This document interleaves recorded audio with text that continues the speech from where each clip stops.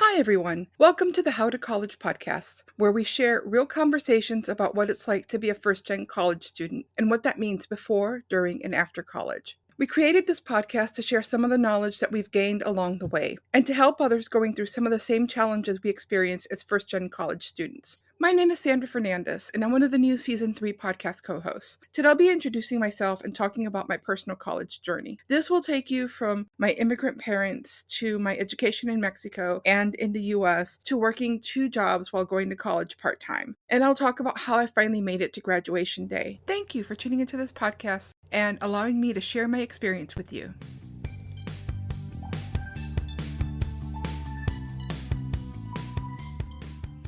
Do you know Agualeguas, Nuevo Leon? I'd be surprised if you said yes. It's a small town in northern Mexico where my mom and dad were born. My road to college started in this little town where I can trace both sides of my family back for 4 or 5 generations. My mother's family moved to the United States when she was 3. She was the second oldest of 9 children. She grew up in Detroit at a time when you were punished for speaking Spanish, so she never really learned to speak it. She told me once that her teachers and others made her feel like she had to be ashamed of speaking in Spanish, so she didn't want to push it. Her education ended in high school. She's often wished that she had had the opportunity to go further, but it just wasn't possible. My father had similar regrets about missing out on college. His family were braceros. They were migrant farm workers who lived in Mexico and traveled to the United States for 6 or 7 months out of every year to pick fruit. They usually ended up working in California, where the whole family would work for different farms and save up money. When the season was over, they went back to Mexico, and the next year they repeated the cycle. He made it through preparatoria, the equivalent of high school, but no further. Despite the fact that my mom and dad were both born in this little town in Mexico, they didn't actually meet until they were adults. They met at a dance in Detroit. My mom was still living there with her family. She was at the dance with her best friend. My dad was in town visiting friends, and they had convinced him to go to the dance with them. My mother says it was love at first sight, that she just knew that night that when she met him, that she would end up being married to him. My father just tells us that he never left Detroit after meeting her, that his visit turned into a move. They got married about a year later and had 3 girls within the next 5 years. Yes, I'm the oldest. My brother would make a surprise appearance years later, long after we thought it would be just the girls. In my lifetime, I remember my father being a construction worker, then a foreman, and then a business owner. Even though he wasn't able to get a higher education, I still consider him to be one of the smartest people I've ever met. My mother was a stay at home mom. She was that mom who could hem your dress, make cakes from scratch, and just knew when you were up to something. She knew when to give us a little freedom and when to draw the line. I get my determination from my mother. And I'd need at least 3 podcast episodes to explain all the things my mother did to ensure that her kids all got a great education and all ended up in college. Our kids are going to work in an office. This was something my father said often while I was growing up. He would say this to his friends, and he would repeat it to our family members. Our kids are going to college, he would tell them. So I knew from a young age that college was the goal. It never occurred to me that I wouldn't end up going. Even though we didn't know anyone else close to us who had gone to college, we all understood that that's what we were going to do. My parents also wanted to make sure that we were bilingual. As I said, my mother didn't start learning to speak in Spanish until after she met and married my father.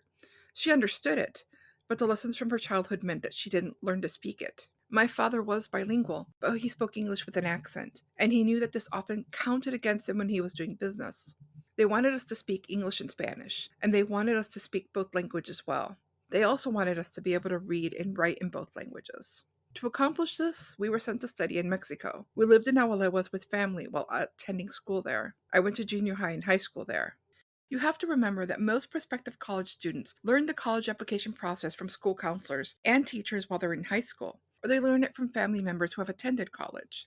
My family traveled back and forth from Mexico to the US frequently, but that didn't give us the knowledge we needed. Since I didn't attend high school in the US and I didn't have access to anyone who had attended college, I didn't have any sources of information on the college application process. I didn't know anything. And this was in the days before the internet, so there weren't any handy online resources I could use to help guide me. I didn't know how to choose a college. I didn't know anything about financial aid or how to apply for it. I took my SATs once because I didn't understand that you could take them again. I blundered my way through the college application process, learning later the things I should have done differently. My parents tried their best to help me, But this process was as much a mystery to them as it was to me. By the time my sister was ready to go through the same thing, I was able to walk her through the process and share what I'd learned the hard way. And it was much easier for my youngest sister, who had both of us to help her. As you can imagine, my parents were very supportive throughout the entire process. The only real battle I had with my parents during my pre college process was when it came time to pick a degree. I wanted to study to go into public relations, which back then meant getting a degree in journalism. Was something my parents didn't really understand. What is public relations? They asked. I tried to explain, but I don't think I did a good job. PR is something most people don't understand today, so I can't fault my immigrant parents for not understanding it then. Mija, get a degree in business, my father would advise. He knew I could make a good living with a business degree. He wasn't so sure about this public relations thing I wanted to study. Eventually, they both trusted that I knew what I was doing and stopped nagging me to change my major. I'm grateful that my father lived to see me succeed in my profession and that he saw me become one of the spokespersons for Houston's mayor. My mother was one of my most vocal supporters when I made the jump from working for others to starting my own agency. I'm glad they both saw the results of their goal, that we have more opportunities than they did. But let me get back to the college experience. I started college at Georgia State University in Atlanta and graduated from the University of Houston. It took me 7 years to graduate. Though my parents wanted to help, they couldn't afford to pay the cost of my college education. I worked my way through college. It was 7 years of going to school full time when I could afford it, of taking fewer classes when money was tight, and every once in a while having to take a semester off when money was really tight. Taking a semester off always made me anxious. I'd seen too many other people who did that and never made it back. Something else would happen, or they never got the money together for another semester's tuition, or they realized that it was easier to just give up. Giving up was not an option for me, so I worked and I studied. I had a series of jobs as a receptionist for hair salons. I worked as a part-time office temp, where my ability to type 90 words a minute meant that I always had offers for data entry jobs. I worked as a tax preparer for H&R Block for several tax seasons. I worked as a paralegal assistant.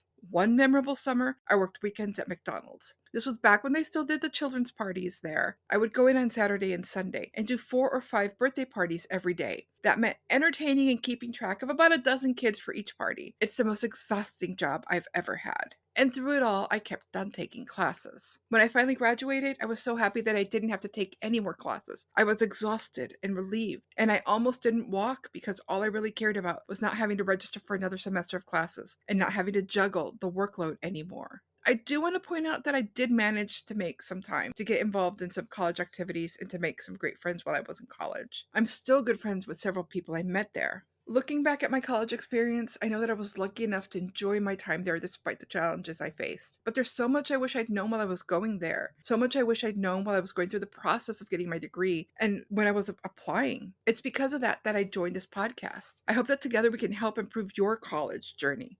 So please join us for season 3. It's going to be a great year.